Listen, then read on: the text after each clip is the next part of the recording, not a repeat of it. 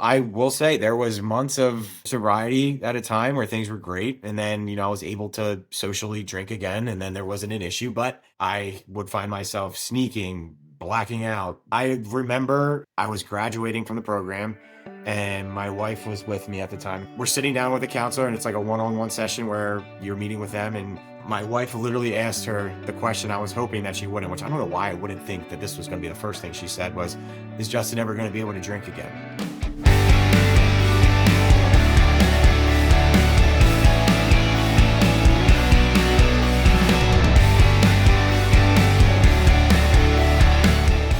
Welcome back to the Live Deep podcast, where we help you conquer habits and build your strongest body and mind. I've got a guest sitting here smiling at me. I didn't tell him it's going to be a really long intro, so he's just going to sit there and wait.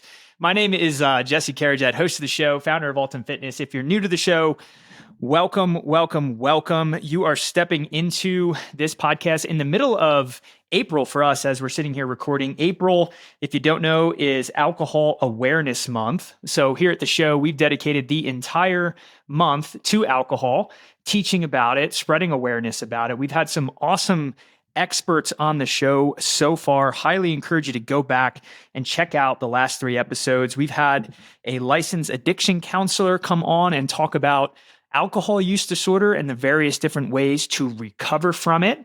We had someone come on, Veronica Valley from the Soberful podcast, who really advocates for and teaches about what a life fully sober, or soberful, if you will, is like and how to achieve that. And then last week, we had an expert come on, an author, Professor Edward Slingerland, to talk about the societal and cultural history of alcohol. And you got to check that one out, because so much was shared that you probably don't know about alcohol and how we've gotten to where we are with it today, especially in America. So back to my guest, who's sitting here again, smiling at me. Justin Maziarz is here. Justin was the first inaugural episode of this show, and he joins us for episode 20. What's up, Justin? I am insanely excited to be here again, man. It's crazy that the last time we did this, it said episode 1 or episode 2 in the corner, and now we're up to episode 20. So it's awesome seeing you continue to change lives and keep pushing out the content that the world needs so much more of, man. So I'm insanely humbled and blessed and honored to be here as always. So I'm just excited to talk through some life stuff, man, and hopefully resonate with some people, maybe laugh a little, and then see where this conversation takes us, my friend. Yeah, they say that when you're on the phone with someone, you can when they're smiling based on when they talk. And I think when I just pressed play on this to start recording, I was already laughing because you had just made a joke about maybe some innovations around how THC might be delivered into the human body in the future. And I'll leave it at that. But I plan on laughing a lot. I don't have a lot of hair, but I'm gonna let my hair down on this episode. Yeah, it's a serious-ish topic, right? We're gonna talk about alcohol. The goal here, or should I say, what I hope happens is I want to just unpack everything that we've learned on the show in the last 3 episodes, because we've learned a ton. Wow. But also, I want both of us to kind of react to those topics. And there's a couple, and I'm going to lay them out right now. There's primarily 3 areas that I want to kind of go back and forth on with you. And that doesn't mean debate. And I maybe we will debate, and that could be fun too. But I know that we have some views that are similar and some views that are different on some of these. And those topics are what I've learned to describe as the moral model of recovery and the medical model of recovery. And what I mean by that, if you haven't tuned into the previous episodes, the moral model is a way to describe what traditionally is known as Alcoholics Anonymous. Okay, the 12-step program. Things like regular meetings and accountability and working through the steps, exploring the self, doing it in lockstep with other people. And then the medical model is a way to describe alcohol use disorder and more of a kind of clinical management of that, which you can layer the moral model over that. But the primary way to get from wherever you are with alcohol to where you want to be is through more of like a clinical sense. So that's the first thing I want to go through with you. By the way, I'm talking a lot more than I planned on, Justin. I have a guest here. Right. Is You're this the voice rude? of an angel, man. Keep it going. Let's go. All right. Yeah, so really sorry about that technical difficulties there. But just to kind of recap the topics we're wanting to hit on in this conversation. So I mentioned AA versus AUD, or the moral versus medical model. The other one that I think is super important, and I imagine will linger there, is moderation versus abstinence. In other words, is there a place for healthy drinking, either in anyone's life, and I imagine I know the answer to that, or I think more importantly, in someone's life who has had a drinking problem in the past? So is there a place for moderation, or is abstinence the pathway forward 100% of the time? So we'll talk through that. And then lastly, how do we feel about alternatives to alcohol, primarily marijuana or THC products? So those are the three topics again: AA versus AUD, moderation versus abstinence, and alternatives in general. So let's go. All right, alternatives. So those are the three I want to unpack with you, but I don't want to go any further without getting here. I'm going to solicit some feedback from you. How awesome is it that I pronounced your name correctly? I was the first thing I was waiting for, and you nailed it. And I knew that this was going to be a very successful episode just based off of that. So here we are. All right, man. So let's jump into it. So let's take that first topic. Yeah. AA, AUD. I'm going to give the floor to you first. You are a guy who got sober going through the steps. Yeah. Yeah. Give us first, for anyone that doesn't know what this is, give us as best you can, like a high level overview of what is the 12-step program, AA? Why did it work for you?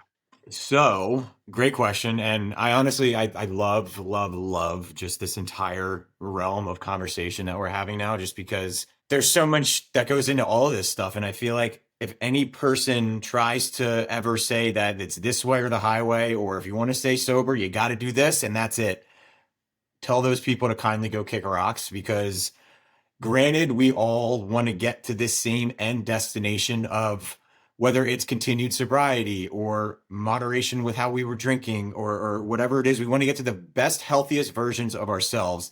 But that doesn't mean we all have to take the same road to get there, right? So for me, AA was a huge part in the beginning of my sobriety. So I am, thanks God, thanks be to God and no one else, almost 4.5 years sober from alcohol now, which is amazing. Never thought I'd be able to say those words before. I tried it all, man. I tried doing every single thing I possibly could to control the drinking my way, so that I still felt as if I didn't have to give this up entirely, right? So when I first was in the process of getting sober, all anybody that I even knew of, or all that I knew of, was AA. Like, oh, you have a drinking problem, you're going to go to an AA meeting and they're going to fix you. So before I was taking any of this seriously, I was going to AA meetings and I was attending, I was sitting there, I was paying attention. But I will say the only reason I went to those meetings was so that I could come home and tell my wife that I went to an AA meeting. Or I would tell my parents, like, oh yeah, I went to my meeting today, I'm good. And like at that point in my life and in my family's lives, and just in the lack of knowledge that we had on sobriety, we thought I was doing what I needed to do there. And months go by of things being okay, and then a relapse happening, or a slip up of some kind, or a lie, or I'm sneaking this. It's a cycle, man. It's a constant cycle of rinse and repeat, trying to do it my way. And then when things aren't working, scratching my head and wondering, why can't I stay sober? To me, AA and the step work, I viewed AA as all that I needed to do in the beginning. I thought I just got to go to these meetings and listen to what these old people have to say, and then I'm going to walk out of there a changed man and be good.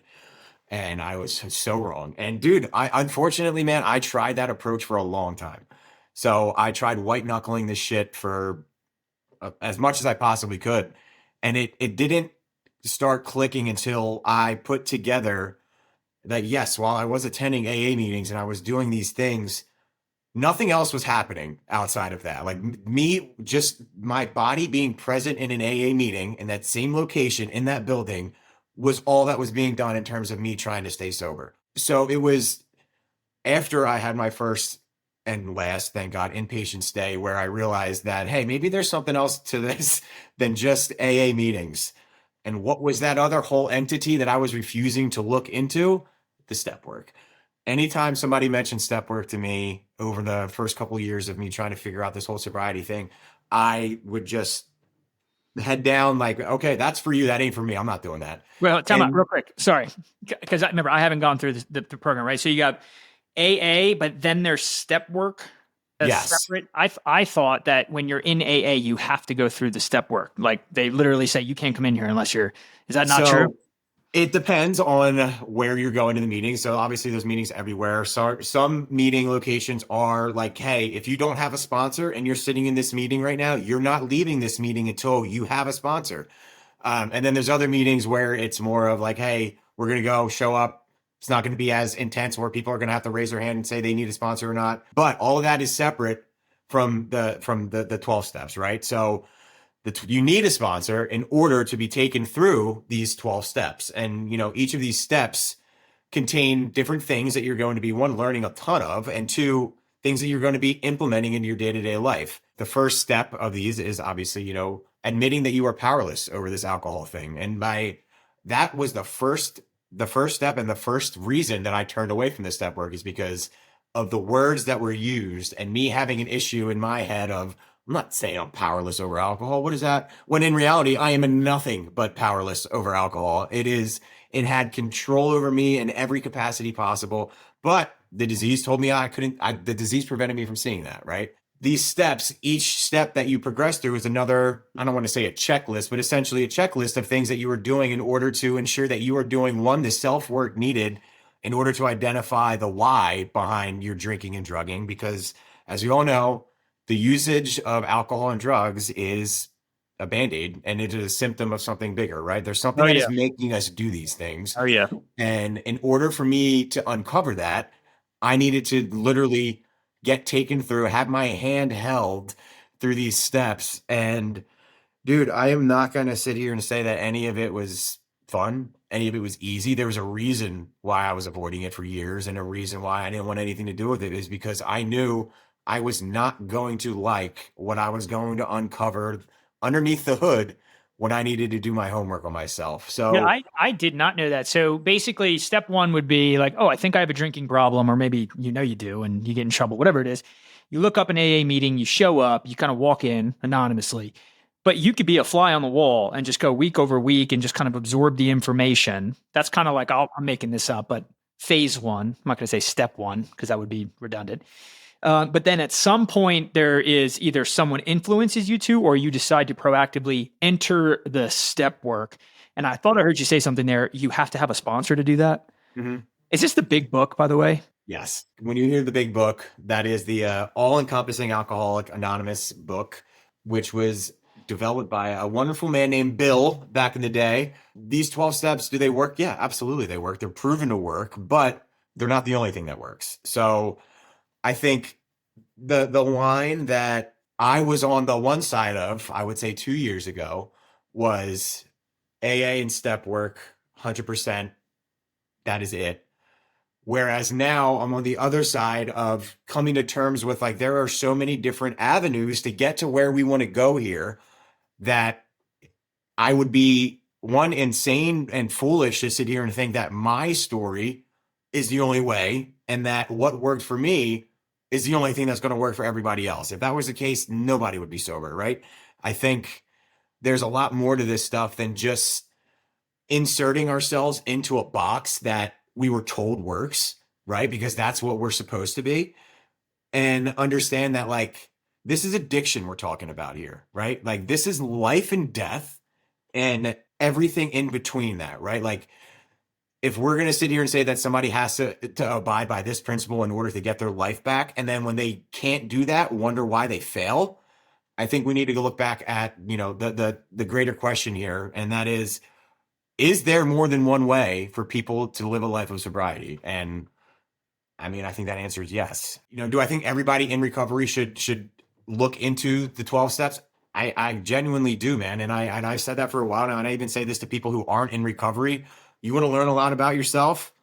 Do the 12 steps. You will uncover so many things, including how you tick and why. So for me, the hardest part of going through the step works was the fourth step. And I feel like a lot of people share that in recovery when they go through the step work.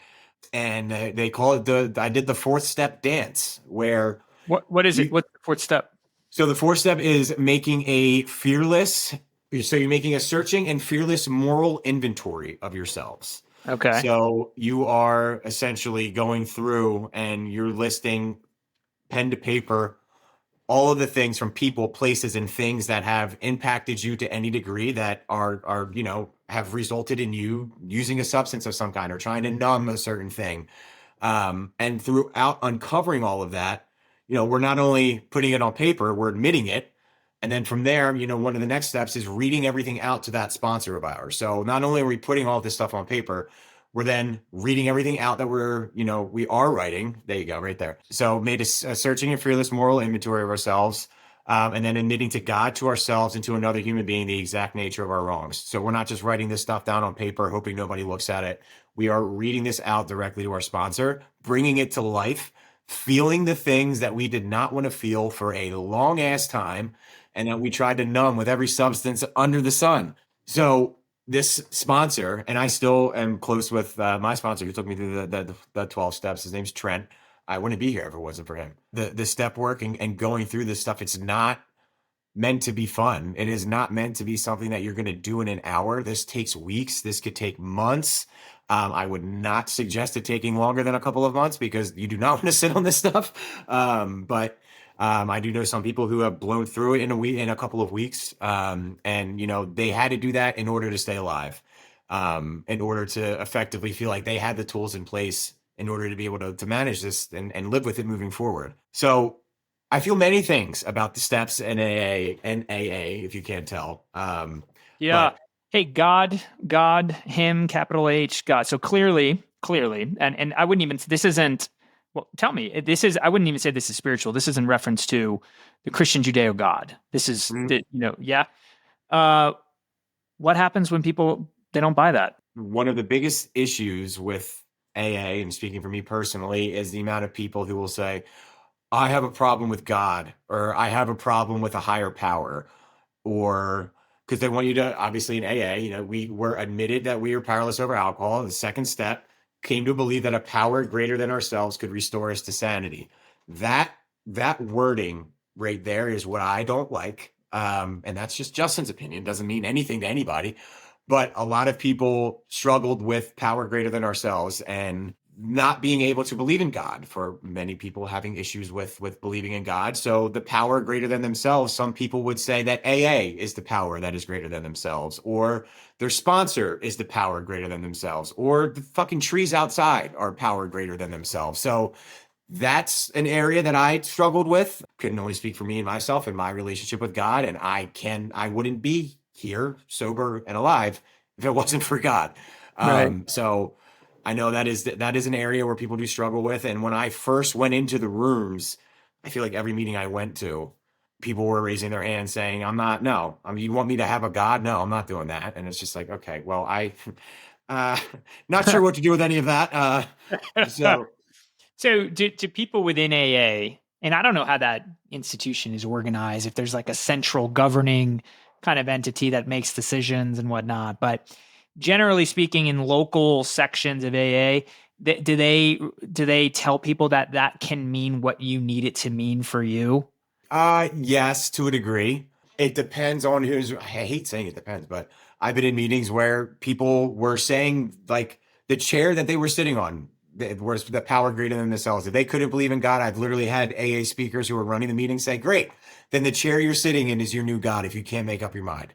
So I feel like it depends on if it's a bunch of old timers in an AA meeting who are very set in their ways and believe in how things have been, then I feel like there's going to be some issues with people coming on board saying they have an issue with believing in a power greater than themselves. Whereas other meetings that I've been a part of, it can be what you want it to be, and like very free, willy nilly, can do whatever you want. So I think that in and of itself can leave room for misinterpretation, and Yeah.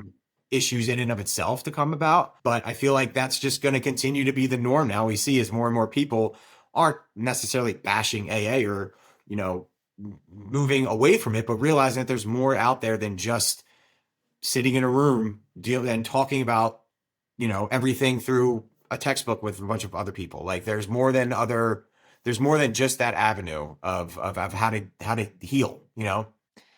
The way I see it, two barriers that could prevent someone from jumping all into AA. We just hit on one of them. If someone is just not spiritual, doesn't have faith, I could see how on the surface they'd be turned off. The other one is the position around permanence of the problem. We're going to get into moderation versus abstinence, but correct me if I'm wrong.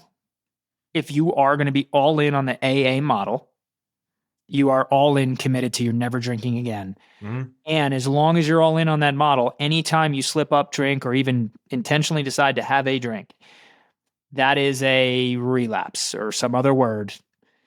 And you need to address it, go back, get plugged back in, and kind of, freshen it. Mm-hmm. That's the view, yeah? That is the AA that I've been a part of and that I know, yeah, is that any sort of reintroduction of alcohol is going to be considered, one, a relapse, and two, just a recipe for disaster. So I personally have not been a part of any AA meeting. Granted, I haven't been to an AA meeting in probably over a year, but I have not been a part of any AA meeting where moderation was approved or spoken about in a way that is accepted, if that makes sense. That makes sense. Why is that? Do you know? I feel like in AA rooms, they are going to steer away from any opportunity for somebody to hold on to an ounce of hope that they can resume the activity that put them in that chair that they're in. It's well intended.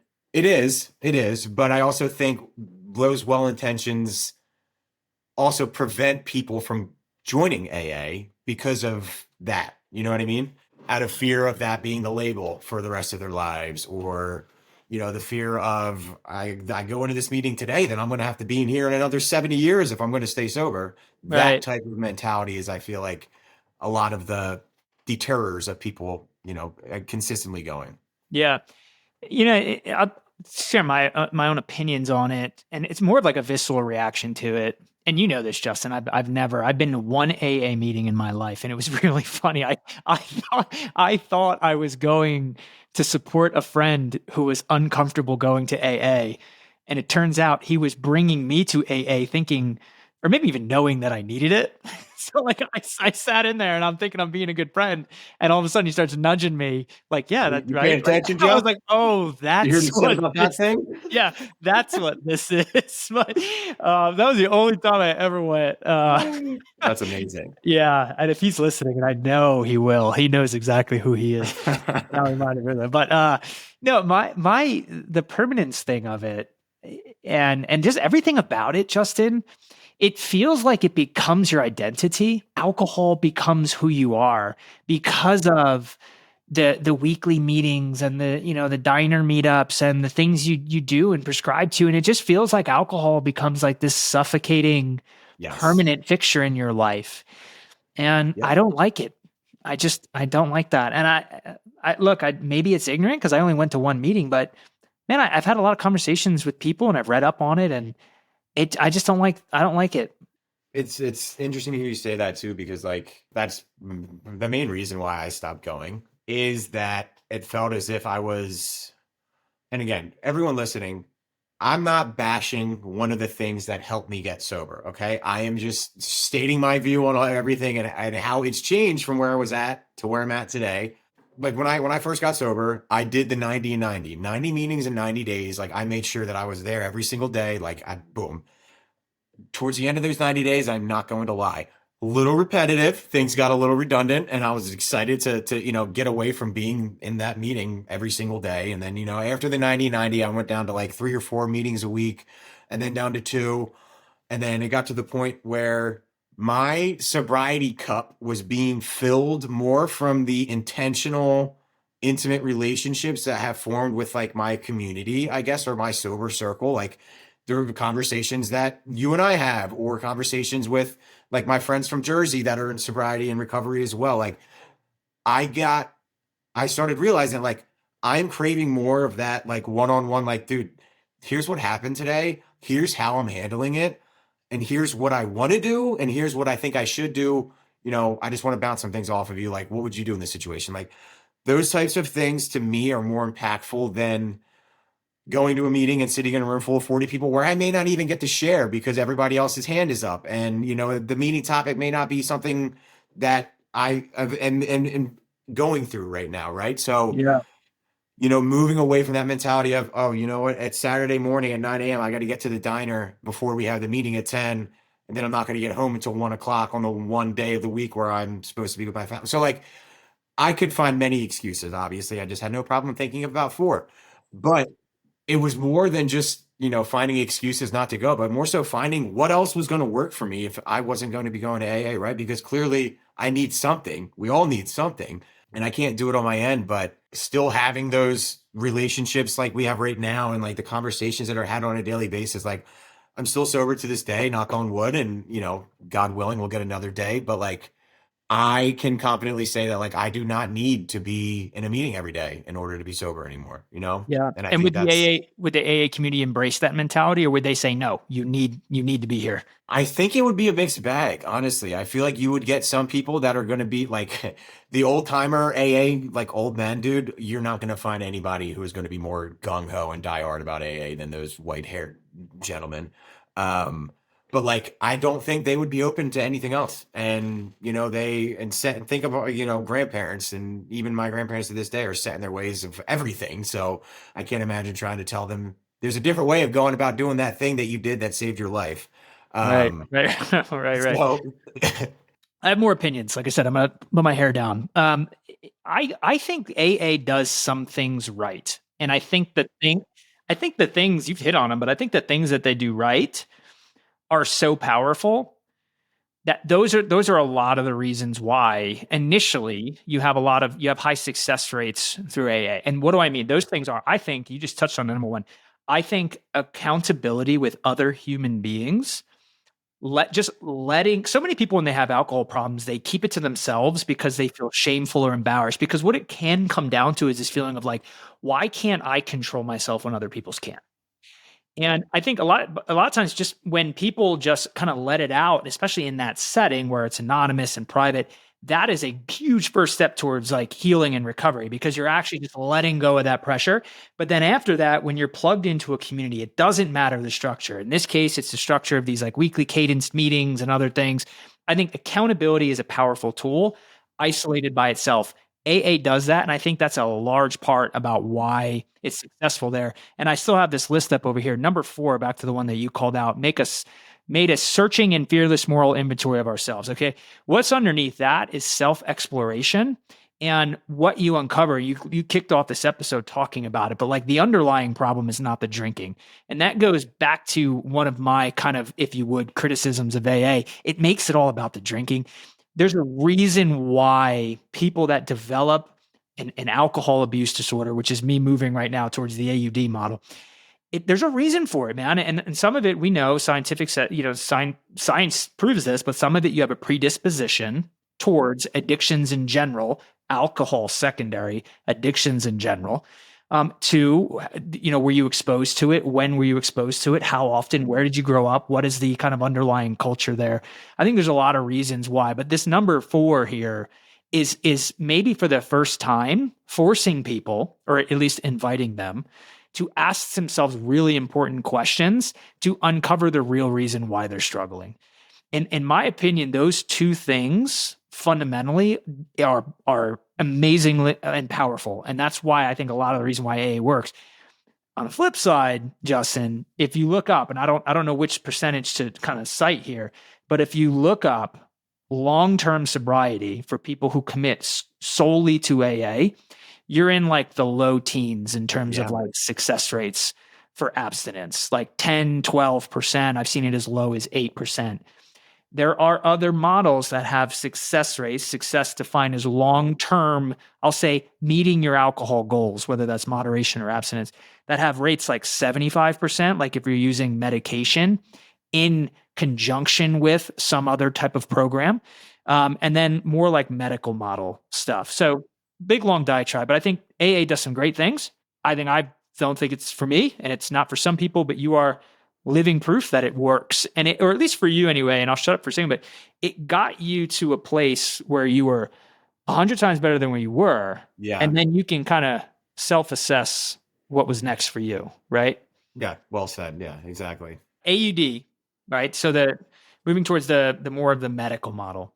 Here's what resonates with me. The first thing, fundamentally at the core, there is flexibility in terms of moderation versus abstinence, right? It doesn't I shouldn't say it, because there are individual practitioners who embrace the AUD model and work with clients for whatever outcome they're looking for. So it's really flexible and based on the individual. But your severity of alcohol use disorder is based on mild, moderate, and severe. And you move, or you can move, within that spectrum. And it's basically a questionnaire. You fill it out. However many questions you answer yes to indicates where you are on that spectrum. And then you sit with a therapist and they say, here are the tools, right? And what I loved about when Corey Turner came on the show, I asked her, does the medical community, does the clinical community, if you will, do they embrace AA as a tool? And they said, absolutely. If someone says we're spiritual, maybe they're even not, but like, I'm already going to AA, but I'm coming to you because I'm not getting everything I need. They're like, great, if that's working, keep going. Yeah, And exactly. then on top of that, they're like, well, then let's explore medication. Let's explore mindfulness. Let's explore these things. So it feels to me like when you look at going the recovery route towards the medical model with AUD, you're going to get exposed to like a lot of options to help you. And you're going to sit across from someone who's very flexible and open-minded versus, and this is my perception, and then I'll get your response to this, but the whole AA thing feels more rigid to me. I agree entirely in that it is very rigid. AA does a good job of addressing the symptom at hand. Obviously, Alcoholics Anonymous, we're talking about alcohol. But what it doesn't necessarily do is address underneath, right? As to the why behind what is causing us to resort to drinking or to numbing, whatever it is that we're trying to numb. It almost seems like if we could just take the principles from AA in some capacities, along with like the AUD science and like the methodologies and the different modalities that are available for treatment options, like I feel like there would be such a better coexisting world of addiction support, right? Like I felt like I was finally seen and finally heard the moment that I walked into my first individual counseling session one-on-one with a therapist who specialized in addiction, as well as just regular depression and anxiety. I don't even have words to describe like just the feeling of walking out of that meeting, like out of that first appointment and being able to take a breath and actually breathe out air, and rather than like nothing happening and just be like, wait a second, okay, I can move a little bit. I don't feel as heavy. Maybe there's something to this whole talking about stuff. And like at the end of the day, it all boils down to like how much are we willing to open up? How much are we willing to put out there and really identify what is behind all of this shit, man? Like, because we can address the drinking, we can address the drugs, we can address the social media doom scrolling, we can address everything that is secondary. But if we're not getting to the root of the problem that's causing us to do all these things, we're just going to find something else to fill that hole that we used alcohol or drugs to fill. When in reality, it comes down to it's a heart issue, right? What is it about me that I hate so much or that I do not like so much that I'm trying to numb and that I don't want to feel? And the sooner that we answer that question, the sooner that all of these other symptoms go away or lessen, right? Yeah. Like, why is life so unlivable without the necessity to disconnect from it or enhance it? Why, why can't, and I'm speaking my own questions, right? Like, why can't I just do life as it is, take it as it is, and there's a reason. I mean, you have your reasons, I have mine. I think the similarity there is we both have some underlying mental health kind of, I want to say issues. I hate that word, dude. Just, what would I say? We're crazy. Yeah, we're crazy. Yeah, there you go. um, but yeah, well said. So why did you go see a licensed addictions counselor? Is that what you saw? Yeah. The counselor who I first went into like outpatient therapy for at Seabrook, eventually as things progressed and my journey changed over the course of the years, and there was relapses, and then I had my inpatient stay. This same counselor is at the center of all of this, and he is again the reason that I was able to get into treatment when I did. I have no problem saying he's one of the main reasons why I'm alive and where I am today. He started branching off and doing his own thing. And after I had gotten out of rehab and everything, and I was like, dude, I need you. I need you, and whatever you're doing, I don't care. I need you in my life in some sort of capacity. So I started seeing him. It was bi-weekly at this point. And it was, he didn't really say much. It was a lot of me talking about things that I didn't even know I wanted to talk about. And it just started coming out, and then things started getting put together. And as I'm sharing these things and these experiences, just light bulbs are going off. And I'm like, oh shit. So that's okay. And then when I was a kid, this happened because that's how okay. And like just being able to tie things together, it doesn't change everything that's happened in my life. And it doesn't make, the things that hurt go away, but it makes it so that I'm able to piece things together. And I'm able to make sense of it. Whereas in the past, I wasn't able to do any of that. But being able to kind of shed some light on these things that happened that you're aware of that have happened, but like you don't know anything outside of just some inklings of the event happening. But like when you're in therapy and like you have somebody that's asking you the questions that you need to be asked in order to uncover things, like there isn't anything that I feel like counseling can't help fix, right? Like Yeah. it's just the power of talking about stuff and just knowing that there's somebody who is going to be there that is able to listen and effectively help you with the tools that you need in order to be able to get through whatever you're going through. Who the hell wouldn't want to sign up for that, man? Yeah. It's like a co-pilot. I was just picturing like a Literally. fighter pilot up there by himself trying to navigate like, actual like wartime up in the air fighting. The powerful difference it makes when you have someone literally over your shoulder calling out things, helping you with perspective, seeing things, making adjustments on the fly. You just can't get there without that No, level of help. Yeah. no. And I'm a firm believer, and I know it is written in the Bible as well. Men should not be doing life alone. So Is that a there's Bible verse? something Is that the there's verse? something I think Jesus says, "Yo, man, men shouldn't do this life thing alone." Genesis 12 verses 3 to 5. Oh, that's Genesis. Okay, Just in didn't the sound like beginning. Genesis. Shoot, man, we're deep into it already. Let's move a little bit, but I expect we're gonna go back and forth into these topics.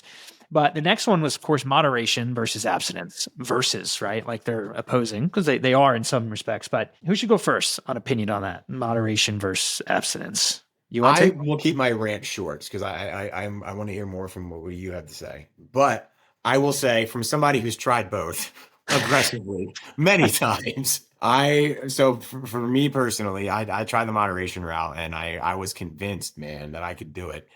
But my moderation is very different than any kind of clinical, like guided moderation. My moderation was, hey, let's switch out vodka with beer, or let's switch out hard liquor for wine, and then just drink a ton of that in its place and be surprised at the outcome. Yeah, Uh, that doesn't work. it doesn't work. No. No matter how many times you try going back to the You're drawing doing board. the math. You're like, wait, if I used to have 7 shots of So vodka, I how many carried glasses of one. wine? That's Dude, five I did it ounces. all, man. 35 ounces of wine. Oh, that's 7 glass. Oh, there you go. I can handle it. Dude, I tried everything, man. And it was all in an effort to try and prove to myself that I can play God. I can control my own destiny, my outcome with all this stuff. Like no one can call the shots but me. And dude, I will say there was multiple months of sobriety at a time where things were great. And then, I was able to socially drink again, and then there wasn't an issue. But every single time, man, that other shoe fell. There was always an issue, and there was always a come up. No matter how long I was able to string together with between issues, I would find myself sneaking, blacking out, hiding shit, chugging, like anything. I always came back to it. So I remember sitting in I was at my first IOP place in Cherry Hills called Higher Focus, and I was graduating from the program, and my wife was with me at the time, and this was probably 6, 7 years ago at this point. And we're sitting down with the counselor, and it's like a one-on-one session where you're meeting with them. And my wife literally asked her the question I was hoping that she wouldn't, which I don't know why I wouldn't think that this was going to be the first thing she said was, "Is Justin ever going to be able to drink again?" And the counselor's immediate reaction was absolutely not. Dude, I started crying. in that chair in front of my wife. I cried tears of, oh my God, I'm never going to be able to have a drink again. How am I ever going to be able to survive in this society? How is life going to continue without alcohol? Whereas my life, I feel like actually started getting better as soon as that was removed. So for me, moderation didn't work, but moderation didn't work because I think it was Justin's approach to moderation. And the only thing I was trying to moderate was the actual act of picking up a drink and putting it down. I wasn't trying to moderate or improve upon any of the underlying factors as to the why, as to why I was drinking, or any of the counseling or the therapy. None of that was even a thing at that point. It was just me trying to moderate the amount that I was drinking on my end. And it ended horribly. Do you think that people who have never had a drinking problem should drink moderately? Like another way to ask that question is like, is there a place for alcohol for anybody in the world? I think for people who can enjoy it, yeah, in moderation, absolutely. You know, I think it's just like any other vice in the world that I feel like just because, well, I don't know, I'm going to choose my words, but like I do think there is a place for it. Absolutely. Do I think it's for everybody? Absolutely the hell not. No, but I do think that there are many cases where moderation makes sense for people, and whether that means that is the first approach that they take in this whole sober curious thing, that's a great starting point. I think we're in the same place there. So I'll answer it this way. Is there a place for moderation? Of course, for certain people, but not for everybody. Start there, right? So eventually I think we might deviate, maybe. I think the question is like, so who is it not for? And how do you somehow, combination of subjectively and objectively, define who shouldn't drink at all versus who can? Because there's this like slippery slope. We're like, okay, problem drinker, maybe it's a problem, maybe it oscillates. When does it get to a point where, okay, you got to hang up your career, if you will? And I think, in my opinion, there is a usefulness of alcohol. I think it can be enjoyed and it can enhance experiences for people that don't have problems drinking. I think that there's absolutely nothing wrong with a couple going out and having one or two glasses of wine with dinner. I think there's nothing wrong with, and I think anyone that has drank and maybe doesn't is lying to themselves if they don't admit that alcohol can make things more fun, more enjoyable, more whatever. You're lying. You're kidding yourself. That's what I think. But is there a place for people who have had significant issues with drinking and have overcome them to go back to a place of moderation? I don't know. I don't know. I don't think so. I don't think so. And where it gets tricky, I think it does come down to a decision for the individual. And not only that, because individuals have blind spots and their motivations are self-serving, they want to drink. That decision needs to be done with their loved ones. And you might even include your loved ones in helping you and maybe even controlling or moderating that drinking.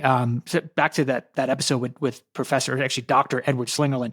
One of the things that he said that was so incredibly enlightening to me is, we'll use Europe as an example, but there's northern drinking cultures and southern drinking cultures. Key difference in northern drinking cultures, think England, Ireland, Scotland, even Germany. You see people going out and drinking outside of dinners. They're just going out to drink. Typically, you do it with same-sex friendships where you're like going out and you're like having drinks and things like that. You're drinking to excess. It's not moderated. You're on your own, kind of controlling your own thing. That is a kind of like mindset or culture that I was indoctrinated into because I'm an Irish Catholic. And from the moment alcohol was introduced to me, it was like St. Patty's Day, there's a cooler over there, help yourself, go. But there is this, I say that to say, there's this other kind of like cultural expectation around alcohol in these southern cultures, think France, Spain, Portugal, places like that, where you don't drink unless you're at dinner. And if you're at dinner, just kind of like the cultural expectation is there's a host who pours that wine or who gives that. So you're not going and just kind of drinking and drinking and drinking. Somewhat losing my train of thought, but my point is, I think if someone is going to move back into moderate drinking, I think they absolutely need to put up like ironclad guardrails around it and include other people to help them moderate it. But there is, I think, and now I'm ranting, but I think there is this smaller percentage of problem drinkers that absolutely cannot, should not ever drink again. And I think those people know who they are deep down. Sometimes maybe they need the help. So I think we're in the same like kind of playing field there. But I would suspect, like you're saying, but I think maybe your requirements for abstinence might be a little broader than mine. Mine is Yeah. like, okay, self-destructive behavior, ruining your life, ruining relationships, hazardous behavior, things like that.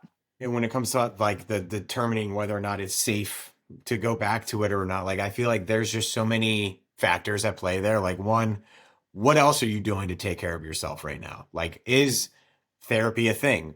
Are you actively working out? Are you taking care of your mental health? Like, are all these boxes being checked? Because if not, then it's not going to be the easiest thing for you to do will be to pick up that drink and go right back to where you were before you even knew you had a problem, right? I think having obviously making sure that your loved ones are involved as well. Like you can't do this alone. And the second that you try and do this alone is the second that this is going to fail because those guardrails will always start getting looser and looser when you try calling your own shots without any sort of accountability. And I did it, man. I know like the excuses and the lies that you tell yourself, you can't separate that from truth when you're in it, man. So, Yeah. Having that accountability is just such a huge proponent, huge. You hit a big point there. I think so much of that decision is, did you go back to that underlying problem? Like, are you actively addressing it? Are you in a healthy place? You know what scares the shit out of me, Justin? And it's totally related to this conversation. It's like when you think about like, hey, I'm a problem drinker. Can I drink again? For me, I default to this image of, okay, well, how can that go wrong?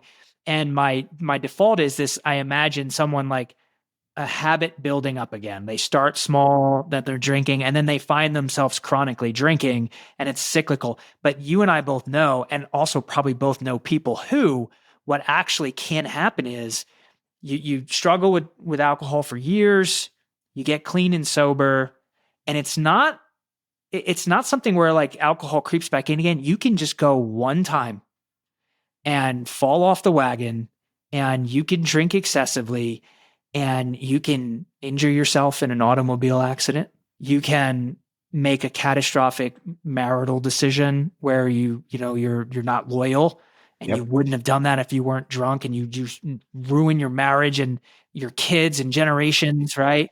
It's like that decision to have one drink can turn into the thing that literally can end your life, or at least end it, like metaphorically speaking, as well. So I think that's the shit that really, scares me for people who are flirting with the idea of going back. All it takes is one, man, and that's the crazy thing. And that one drink, like you said, could be the last thing you have, man. Yeah. That's the thing that scares me. So I know we're trying to keep it here within an hour. So I want to hit the last topic, and then we'll kind of hit that one a little bit more quickly, and then we'll wrap up. So the last one, Justin, is like, what are your views? You go first on this one. Actually, I'll go first. I'm already talking a lot. Views on replacing alcohol with something else. So the simple stuff, the benign stuff, is NAs. I mean, thumbs up, good to go, right? I mean, So good. so good. I mean, So good. I am 100% big proponent of those. They've been really impactful in my journey. But how about marijuana? Yeah, man. Here, I'll go first on this one. I've experimented. I've dabbled. I've never been someone that does well with anything psychoactive. I get paranoid. It's not a comfortable place for me. But here's why I would caution somebody that's considering immediately replacing alcohol with another. I don't know if I call it marijuana as a drug. I think it can very quickly develop into your next addiction. Mm-hmm. And I don't even mean that in a physiological place where obviously marijuana does not have the same psychological, or should I say biological, addictive components to it. For sure. But what I think it can develop psychologically is it can be a crutch. I'm anxious. I used to go to beer. Oh, now I can go to marijuana. And next thing you know it, you're just using something else and you're not addressing the underlying issue. So I think my opinion on it is, if I had to tell somebody, if they're like, look, I have to use one of these two things, which one, alcohol or marijuana? I'd be like, shit, marijuana, do that. Because look, you're not going to get in a car. You're not going to go get in a fight at a bar. You're not going to get in a car. You'll drive really slow on marijuana. You're probably not going to get in an accident. But if I had to give further, deeper advice, I would say, you know what?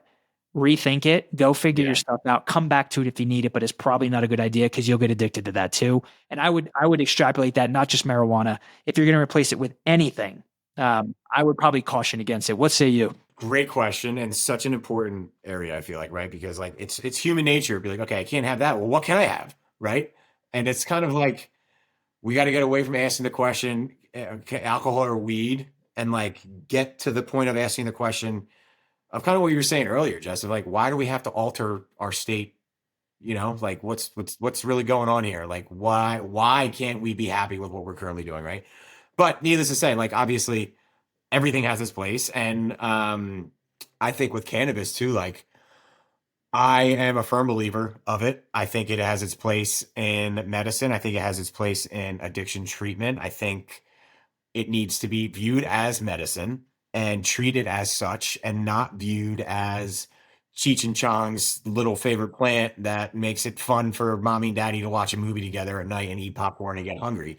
Like, I feel like it's another example of a slope that can get real fucking slippery real quick, dude. I'm going to speak to my personal experience and my journey with everything.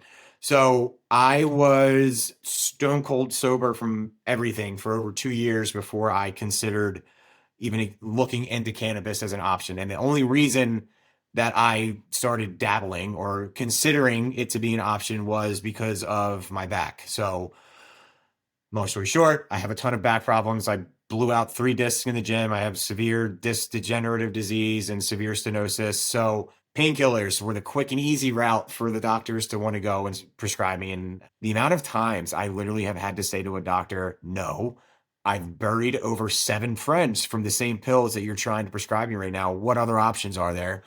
Just goes to show that the healthcare system in the United States is flawed, but that's another podcast episode for another day. Cannabis definitely does have its place, right? So again, I was 2 years sober.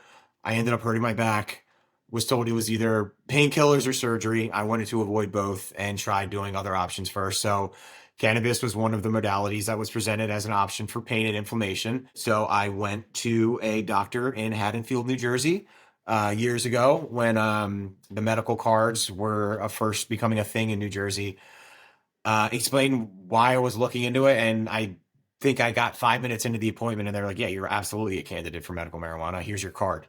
And I remember getting my card in the mail and like not knowing how to feel at first because at this time I remember I like all I knew from cannabis was my relationship with it in college and high school, and it was smoking to get high and nothing more than that. When I stopped drinking and everything being stone cold sober for 2.5 years, like obviously had my reservations about taking cannabis and knowing my past with drinking. And like I had my concerns, and I know my wife and my parents and then everybody else had their concerns too. So there was definitely something that needed to be like gone into with an open mind, as well as getting a medical practitioner's opinion on if it made sense for me. Um, and obviously it did. And, you know, I needed guardrails in place before I even started because I wanted to set myself up for success. And that at first it was, you know, the only form of cannabis that I'm going to be taking is an edible, and it's going to be for pain before bed, hopefully, and that be it. And, you know, we started small by testing the waters with that. And I remember the first time taking it since college being like, okay, this is different again. I remember this feeling, but it all came down to, you know, finding what worked best for me. And like now it's been almost 2.5 years of using it daily, and it's been using it daily, meaning that has varied from there's days where I wake up and I'm in a ton of pain and I need to smoke in order to function. And then there's other days where I'm feeling great. I don't need to take any today. And that's even better. Love that. So it's the biggest thing for me was getting away from the mentality of viewing cannabis as let's get high, and then viewing it as this is a medicine. This is a plant that's going to help me, scientifically proven to help with inflammation and chronic pain. And that is how I'm viewing this medicine. And that's how I've been. And honestly, man, fingers crossed, there has been zero issues. There's been like, it's been nothing but help. And Are you addicted to it? I don't think I'm addicted to it now because You could just stop, walk yeah, away. and there's been times where I've had to stop weeks at a time just for traveling or for, you know, work purposes if I'm going somewhere or like just not having it available where I'll resort to ibuprofen, you know, like it's a freeing feeling, honestly, being able to view it as such and not like view it as like, oh, it's if you can't have alcohol, then I'm just going to smoke pot from the second I wake up to the second I go to bed. And like, none of that is that. Like I'm able to be successful at my job and as a father and as a husband. I'd like to think at least. Hey, Um, hey, man, which you couldn't say that when you were drinking, you know? oh God, no, no. To say I am ever more present now, Yeah. it's an Well, understatement. dude, I support your decision to do that. I got one more question. I'm going to respond to that real quickly though. So why I don't do it and why, and I tried, I'm in Colorado. I mean, this place put Put weed on the map. marijuana on the map. So when I moved out here, I was like, okay, I'm going to try this. I'm not doing well with drinking and let's see what happens. So here's why I stopped. I was using marijuana one for one as a substitute for where I would have used alcohol. And what I mean is, and you know this about me, and anyone listening to the show knows this, my primary use of alcohol is to cope with stress. When I was working in corporate America and juggling a bunch of pressures, I would use alcohol to turn my mind off. So presumably I could be more present with my family, and then it snowballed, right? So what happened with me is when I stopped drinking, and then when I was getting urges to drink, and I was like, well, you know what? Maybe I'll try this thing that's seemingly more benign, marijuana. What happened was I found myself looking forward to and feeling strongly pulled towards having that marijuana. And it felt eerily similar for me than that same urge to go pick up that beer. And because fundamentally it felt so similar, I just thought, you know what? I gotta figure out how to kind of do this. So, and I can go into in the show notes, like what I personally do. What I personally do is I'll use like herbal type supplements like a kava, ashwagandha, theanine droplets, put them in drinks. What I'm drinking right now actually has ashwagandha and theanine. So I found some other ways that are a little less psychoactive for me, but I know we got to wrap up. So Justin, think about it like an elevator pitch. If you bump into somebody in an elevator and for some reason they're like, hey, I recognize you. You're Justin. You're sober. How do I get there? If you had like whatever, a minute to just say, hey, man, do this, go, God bless you. What would you say? Ooh, I would say let's remove the act of drinking or drugging, and Mm-hmm. let's going back to the why behind it, man. Let's dig deeper and understand why are you looking to a substance to make you not feel a certain thing, and that pitch can stop right there, and just I think the look of surprise and probably genuine fear in their eyes when you ask that question will be enough for them to be like, okay, this is okay. I'm going to have to do the hard stuff, huh? I'm going to have to go there, aren't I? And the Yeah. honest answer is, yeah, man, do you want this to stick? Like, think about how long it took and how far we walked into the other end of the woods, man, and Yeah. like the darkness that we've walked into and like the throes of it that we've been in, like that is available on the other side too. And that is the most freeing, beautiful paradise that is available to every single person listening right now. And the only person that's going to help you get there is you. And Yeah. I think if we get out of our own ways in many different ways, it's going to be pretty cool how much easier and less daunting of a journey this sobriety stuff actually is and how much fun it can genuinely be. Love it. Love it. I would say if someone said, hey, you're that dude from Altum, you're that goofy dude from Altum. You're that good What do I looking do? guy from Alton. Oh, come on now, Justin. I would say, look, I'm not going to tell you what you can and cannot do, but what I'm going to tell you is you got to stop it for now. You need to tell people, more than one person, because you can't shoulder this by yourself. You need accountability. I would say, I don't give a damn what method you choose or what program you choose or what route. You got to choose something. You got to stick with it. You got to get into a program. And I don't mean AA, I don't mean AUD, I don't mean therapist, but you got to do something. You're not going to do this by yourself. It's probably going to be a combination of things that get you there, but you need to stop today. You need to tell someone you got to get in a program and you got to follow through and work your ass off. That's what I'd say.